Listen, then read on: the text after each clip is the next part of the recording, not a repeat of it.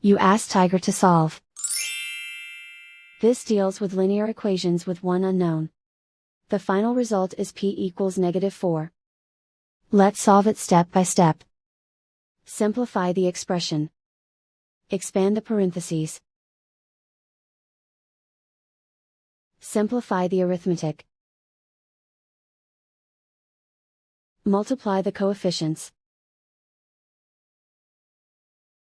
Group all constants on the right side of the equation. Subtract 6 from both sides. Group like terms. Simplify the arithmetic.